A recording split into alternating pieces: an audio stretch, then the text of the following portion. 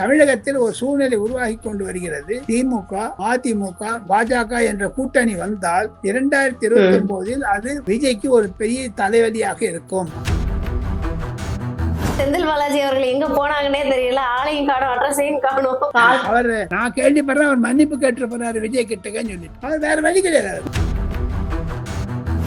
லீடர்ஸுக்குள்ளே ஒரு குழப்பம் வந்ததுலாம் சொல்லிட்டு பல பாஜக இரண்டாவது மாநாட்டுக்கு போக மாட்டாங்கலாம் சொல்லிட்டு அவரு அந்த ரீடர்ல இருக்காரு. அந்த ஒரு குழப்பத்தில் இருப்பதாகத்தான் தெரிகிறது. விஜய்க்கு எதிரி யாருமே கிடையாது. விஜய்க்கு எதிரி அண்ணாமலை வர முடியாது. அந்த காக்ரோச் பார்ட்டி, கரப்பாம்பூச்சி பார்ட்டி என்பது உடைந்து விட்டது இன்று காலை. அவர் ஒரு அயல் நாட்டுக்காரர், அபிஜித் தீபே என்பவர். அவர் மகாராஷ்டிராக்காரர். கம்ப்யூட்டர்ல படிச்சு நடத்த முடியுமாமா? பாராளுமன்றத்தை தாக்க வேண்டும் என்றெல்லாம் அவர் பேசினார்கள். பாராளுமன்றத்தில் இருக்கக்கூடிய எம்பிக்களை எல்லாம் நாங்கள் எல்லாம் டேக் a சான்ஸ் அப்படிலாம் சொல்லியிருக்காங்க. இதை வைத்து பார்த்தால் அயல் நாடு பாகிஸ்தான், டர்க்கி போன்ற அயல் நாடுகளுடைய தூண்டுதல் பெயரிலோ அல்லது இன்டர்நெட் மூலமாக செய்கிறார்களோ என்றெல்லாம் சந்தேகம் இருக்கிறது.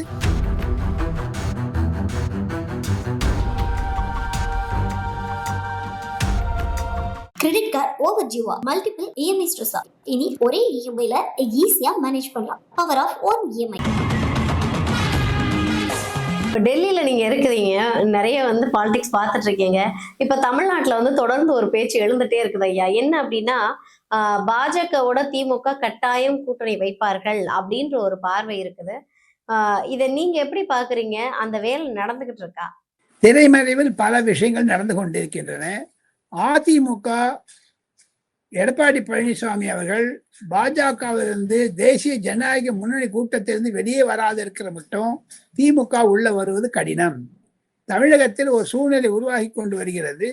திமுக, அதிமுக, பாஜக என்ற கூட்டணி வந்தால் 2029 அது விஜய்க்கு ஒரு பெரிய தலைவலியாக இருக்கும். ஆனால் பாஜக கண்டிப்பாக திமுகவுடன் போவது கடினமாக இருக்கும். காரணம் என்ன என்று கேட்டால், இந்த சனாதனம் என்ற ஒரு சொல்லை மு.க. ஸ்டாலினுடைய மகன் Udhayanidhi Stalin சொன்னப்புறம் they will not go together.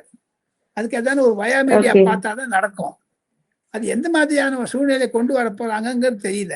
So ஒருத்தர் வெயிட் பண்ணி தான் பார்க்கணுமே தவிர, பாஜகவுடன் கண்டிப்பாக திமுக தேர்தலுக்கு லிமிட்டட் சப்போர்ட் கொடுத்துட்டு மீதிக்கெல்லாம் கொடுக்க மாட்டாங்க. அதுல தமிழகத்தினுடைய வளர்ச்சிக்கு வேண்டும் என்றுதான் சொல்லுகிறார்களே தவிர, போக போக தான் பார்க்கணுமா எப்படி இருக்குன்னு. ஓகே, ஆனா நீங்க சொல்ற மாதிரி ஒருவேளை அதிமுக, திமுக, பாஜக இவங்க 3 பேரும் சேர்ந்து கூட்டணி வச்சா அது விஜய் சாருக்கு தலைவலியா இருக்குமா? இல்லைன்னா இன்னும் கூடுதலா ஒரு பாசிட்டிவான ஒரு விஷயத்த கொடுக்கும்னு நினைக்கிறீங்களா? விஜய்க்கு பாசிட்டிவாகத்தான் இருக்கும். ஆனா இன்னும் 2 வருடங்கள் இருக்கின்றன தேர்தலுக்கு. லோக்சபா தேர்தலுக்கு 2 வருடத்தில் திமுக நிலைமை எப்படி விஜய் விட்டு வைப்பார்? இதை நம்ம சொல்லிட்டு அவருக்கு புரியாதுங்களா? அது அவர் சீட் ஆஃப் பவர்ல இருக்காருங்களா அவரு? அதனால அதிமுகவை ஒழிச்சு சமாதானம் பண்ணியாச்சு. இப்ப திமுக ஒழிக்க 2 எம்எல்ஏ கைது பண்ணிட்டாரு. அதுக்கப்புறம் KN நேரு, அதுக்கப்புறமா ஏவா வேலு. ஏன்னா செந்தில் பாலாஜி அவர்கள் எங்க போனாங்கன்னே தெரியல. ஆளையும் காணும், அட்ரஸையும் காணும். அவரு நான் கேள்விப்படுறேன், அவர் மன்னிப்பு கேட்டு போறாரு விஜய் கிட்டக்கன்னு சொல்லிட்டு. என்ன சார் இப்படி சொல்றீங்க? அவர் வேற வழி கிடையாது. தமிழ்நாட்டில் இருக்கக்கூடிய அரசியலுடைய திருப்பத்தை பார்த்தா அவர் 8 கட்சியில இருந்தாரு மொத்தம். இது 9வது கட்சி. அவருக்கு என்ன போச்சு? இல்ல அப்படின்னா இது ரொம்ப அவர் நிஜமாவே நான் சொல்றேன், சில ஆதரவாளர்கள், திமுக ஆதரவாளர்கள் அவர் திமுக விட்டு வெளியே போவானாலும் ஆச்சரியப்படுவதற்கில்லை என்று நம்புகிறார்கள். ஆனா அவர் அதிமுக பக்கம் போக மாட்டார். தாவேகா பக்கம் போட்டு தப்பு நடந்துச்சுங்க, மன்னிச்சிருங்க, இதெல்லாம் சிம்பிளா போயிடுது, போக பார்த்துக்கலாம், நான் திமுகலேருந்து வெளில வந்துடுறேன், இல்லை அதிமுக சப்போர்ட் பண்ண மாட்டேன் என்று ஒரு உறுதிமொழி கொடுப்பாரே. ஆனால் கண்டிப்பாக தமிழகத்தில் ஒரு அரசியல் மாற்றத்தை எதிர்போக்கு பார்க்கலாம். அது விஜய்க்கு சக்சஸ் ஆகத்தான் முடியும். செந்தில் பாலாஜி சரண்டர் என்ற ஒரு சரணாகதி என்ற ஒரு சிச்சுவேஷன் வளர்ந்தாலும் வளரலாம். ஆனா செந்தில் பாலாஜிக்கு பாஜக தீவிரமா வலை வீசிக்கிட்டு இருக்கு அப்படின்னு ஒரு தகவல் வந்துச்சு சார். அந்த மாதிரி இருக்க மாதிரி தெரியலீங்க. பாஜக அது மாதிரிலாம் பண்ண மாட்டேன். ஏன்னா 2 வருஷம் ஜெயில, 1 வருஷம் ஜெயில இருந்து வந்தவருக்கு சுப்ரீம் கோர்ட்ல வாதாடினது, எதிர்த்து வாதாடினது பாஜக தான். பாஜகன்னு ஒரு பயமுறுத்தினாங்க பாருங்க. அது விஜய்க்கு சாதகமா முடிஞ்சதா இல்லையா? பாஜக ஆட்சி தமிழ்நாட்டுல வரலையே. தமிழ்நாட்டுல கவர்னர் ஆட்சி வரும் கட்சியில் விஜய் ஆட்சி தான் வந்தது. அப்போ பாஜக அங்க வந்து வரவே இல்லையே. பாஜகவுக்கு ஒரே ஒரு எம்எல்ஏ இருக்கான், அவரு வயசானவர் பாவம், அவர் கொஞ்சம் சித்தாந்த ரீதியில் இருக்கிறார், ஒரே ஒரு சமயத்துல பேசுறாரு அவரு. ஒருவேளை பாஜக வர முடியல தமிழகத்துக்குள்ள அப்படின்ற ஒரு நிலைப்பாட்டுலதான் வந்து அண்ணாமலை அவர்களை வந்து இங்க இறக்கி இருக்காங்களா? இப்ப அண்ணாமலை அவர்கள் வீத லீடர் அப்படின்ற ஒரு அமைப்பு ஓபன் பண்ணதுக்கு காரணமே வந்து பாஜக தானே சார்? ஏன்னா பாஜக தான் இதுக்கு முழுக்க முழுக்க பின்னாடி இருக்குது.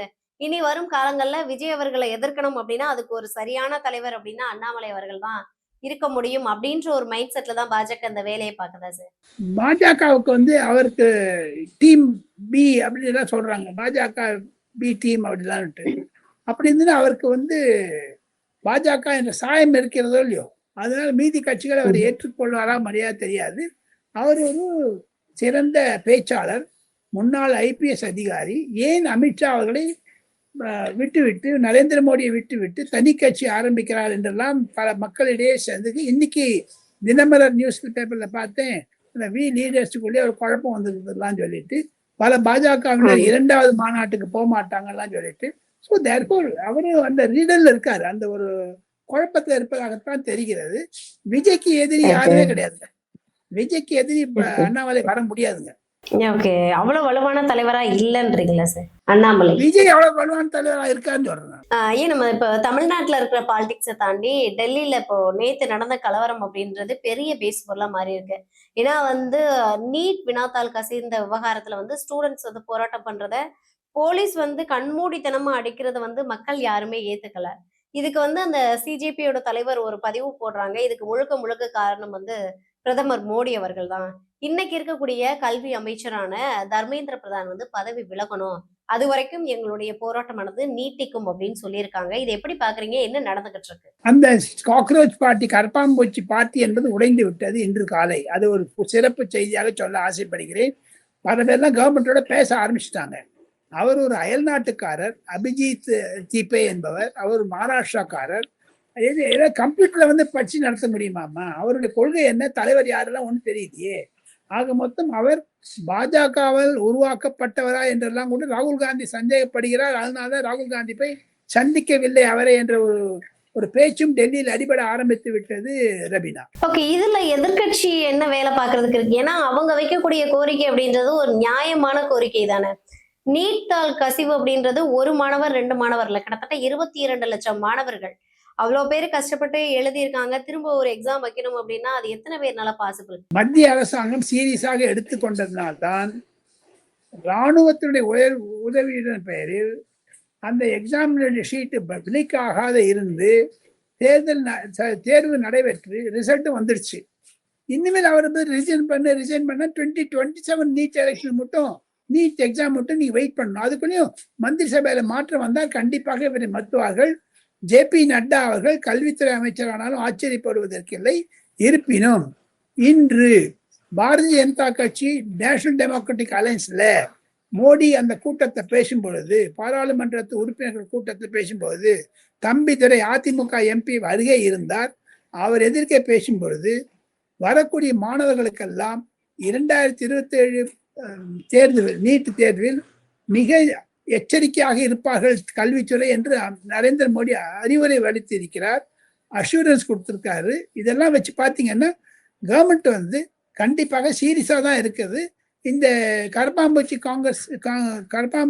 ஜனதா பார்ட்டி என்பதெல்லாம் ஒரு தோற்றமாக காகித புலிகளாக இருக்குமே தவிர அது நிஜமாக கரப்பாம்பூச்சி மாதிரி இந்த ஹிட் அடிச்சா பறந்து ஓடி போகும். இல்ல, ஹிட் அடிச்சா பறந்து ஓடுறது வந்து காக்ரோச்ச நீங்க தனியா வச்சிருக்கீங்க. ஏன்னா நேத்து அவங்க தாக்குதல் நடத்த இருக்கிறது வந்து மாணவர்கள் மேல கண்மூடித்தனமான ஒரு தாக்குதல். இது வந்து ஜனநாயகத்திற்கு வந்து எதிரான ஒரு விஷயம் தானே. மாணவர்கள் மீது இப்படி ஒரு அராஜக போக்கை கையெடுக்க காரணம் என்ன? அதற்கு ஒரு முக்கிய காரணம் என்ன என்று கேட்டால், டெல்லியில் இருக்கக்கூடிய ஜவஹர்லால் நேரு யூனிவர்சிட்டி என்று சொல்லக்கூடிய இடத்திலிருந்து பேராசிரியர்களும் மாணவர்களும் இருந்தார்கள். ஜேஎன்யூனுடைய மாணவர்கள் நேற்று வாட்ஸ்அப் மூலமாக 400 வாட்ஸ்அப் மூலமாக 2 பஸ்களில் வந்தார்கள் என்றெல்லாம் செய்தி வர ஆரம்பித்து விட்டது. பல ஆங்கில தொலைக்காட்சிகள் அதோட வீடியோவெல்லாம் பிரமாதமா வெளியிட வேண்டியதுனால இப்போ அந்த அபிஷேக் திக்பே என்பவருக்கு ஒரு மிக தர்ம சங்கடமான நிலைமை வந்து விட்டது. இது ஒருவேளை சீரியஸாகாமல் பாராளுமன்றத்தை தாக்க வேண்டும் என்றெல்லாம் அவர் பேசினார்கள். பாராளுமன்றத்தில் இருக்கக்கூடிய எம்பிக்களை எல்லாம் நாங்கள் எல்லாம் வில் டேக் a சான்ஸ் அப்படிலாம் சொல்லியிருக்காங்க. இதை வைத்து பார்த்தால் அயல் நாடு பாகிஸ்தான், டர்க்கி போன்ற நயநாடுகளுடைய தூண்டுதலின் பெயரிலோ அல்லது இன்டர்நெட் மூலமாக செய்கிறார்களோ என்றெல்லாம் சந்தேகம் இருக்கிறது. நேற்று டெல்லியில் நடந்த சம்பவம் மிக கோர சம்பவம். 15 போலீஸ் ஆபீசர்கள் மிக மிக சீரியஸ் ஆகி இருக்கிறார்கள். மொத்தம் 100 போலீஸ் ஆபீசர் அடிபட்டிருக்கு. 20 ஸ்டூடெண்ட்ஸை அரெஸ்ட் பண்ணியிருக்காங்க. ஸோ இதெல்லாம் வச்சு பார்த்தீங்கன்னா இதுக்கு அந்நிய ஒரு தூண்டுதல் இருக்கிறதோ என்ற சந்தேகம் இருக்கிறது ரபீனா. நாங்க பார்த்த காட்சிகள் எல்லாமே மோஸ்ட்லி வந்து மாணவர்கள் படுகாயம் அடையக்கூடிய ஒரு காட்சிகள், இந்த மாதிரியான காட்சிகள் தான் அதிகமா பார்க்க முடிஞ்சது எங்களால.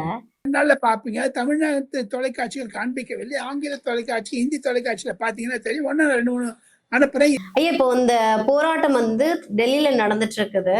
இதே போல இங்க பாத்தீங்க அப்படின்னா தமிழ்நாட்டுல நீட் தேர்வுக்கு எதிராக சென்னை தலைமைச் செயலகத்துக்குள்ள வந்து பாடகர், உங்களுக்கு தெரியும் இல்லையா, தெருக்குறள் அறிவு அப்படின்றவர் வந்து போராடுறதுக்காக தலைமைச் செயலகத்துக்குள்ள போறாரு. சோ அவரையுமே கைது பண்ணிருக்காங்க. அப்ப இந்த வினாத்தாள் கசிவுல வந்து தமிழகத்திலயும் இது போன்ற பெரும் போராட்டம் எடுக்கிறதுக்கான வாய்ப்பு இருக்குமா? இருந்தா ஒருவேளை விஜய் அவர்களுடைய ஸ்டாண்ட் என்னவா இருக்கும் ஐயா?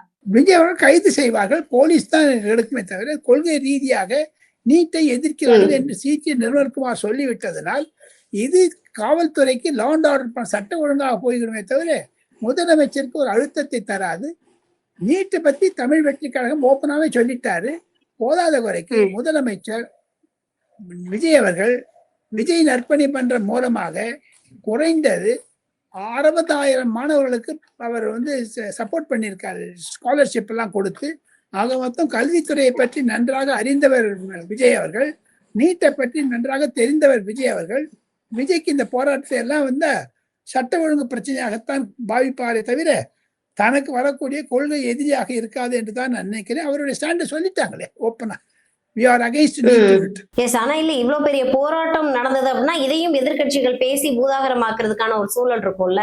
வந்துடுச்சு. அவதான் பண்ணாங்க. நாடாளுமன்றத்தை தடுக்க வேண்டும், ஏனென்றால் டீலிமிட்டேஷன் பில் வரக்கூடாது என்ற தூய எண்ணத்துடன் தான் காங்கிரஸ் இதை பெரிதுபடுத்துகிறது என்று பாஜக அமைச்சர்கள் பாராளுமன்றத்திலே பேச ஆரம்பித்து விட்டார்களே. 2 நாள் முடக்கம் செய்யப்பட்டு விட்டது பாராளுமன்றம்.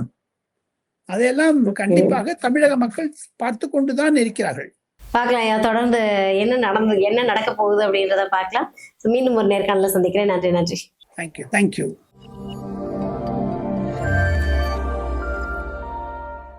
கிரெடிட் கார்டு ஓவர் ஜீவா மல்டிபிள் இஎம்ஐ ஸ்ட்ரெஸ்.